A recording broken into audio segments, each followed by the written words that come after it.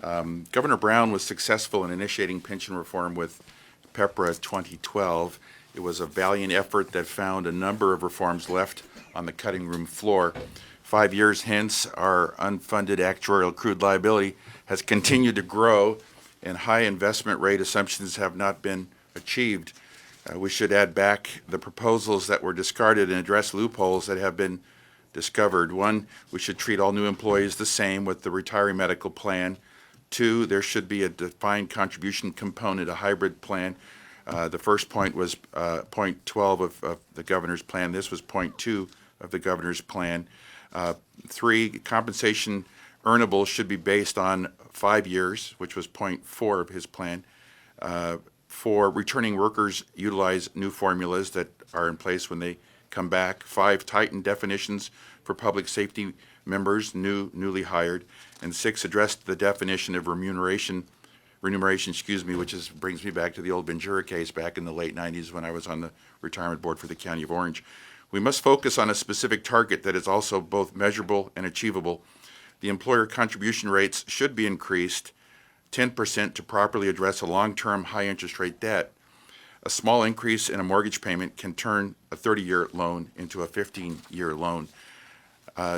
Also, beneficiaries should share in the effort to address unfunded actuarial accrued liabilities by foregoing COLA increases until the plan is fully funded. We must assure California's taxpayers that Sacramento is serious about addressing its pension obligations, and with that, we should create a Citizens Pension Oversight Committee. The goal is to have CalPERS at 1980 funding levels by 2030, a play on last year's SB 32.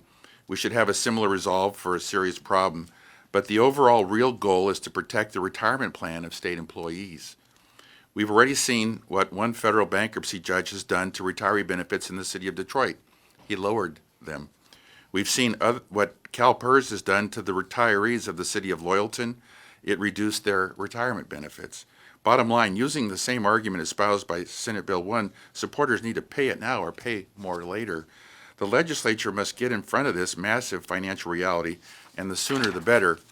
Having served on a large public pension board for 12 years and negotiated salary and benefit bargaining unit agreements for the 6th most populated county in the nation for 8 years, I can address these issues and concerns raised in the consultant's report. I had a lot of fun with your report, Glenn. I know hybrid plans, and I'll even say that you missed Rev Ruling 2006-43, so you can get another criticism.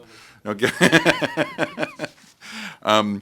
But I will tell you that, we've got the current strategies, we keep asking employees to pay more into the plan, which is now the routine.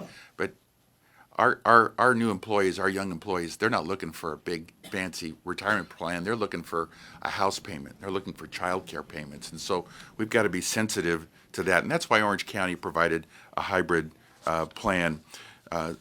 Accelerating defined benefit contributions is not an artificial technique. I'll take exception to that use of that word, or usurpation of the actuarial function. In fact, it reduces the UAAL quicker, and it's based on the technical analysis of the actuaries. All we're doing is saying, hey, let's take their number and improve it by 10%. It's a complement. We're not having any conflict here. So it's not unclear if you understand defined benefit plans. Plus, using the website will not require massive publishing costs. We can get a lot of information out to our members pretty quickly through electronic forms or fashions, so we're not looking at a steep administrative price. So with all that fun, because I have to put everything in one bill because I couldn't do 20 little bills, to conclude, defined benefit plans are math-based calculations that need to be addressed with financially principled solutions. I testified before Governor Schwarzenegger's Public Employee Post-Employment Benefit Committee, and that committee came out with a report, and it came to the sad conclusion it was pay it. Just pay it. We got to pay this liability. So we're offering a menu of solutions.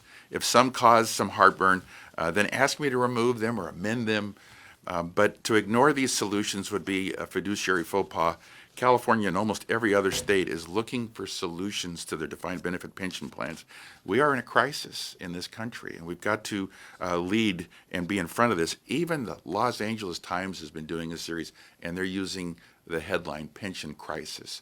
So we've got to figure out what we can do. This was with a series they're doing with Cal Matters and Capital Public Radio. So colleagues, you're going to be told that I'm anti-pension, and that's not the case. I am a pensioner.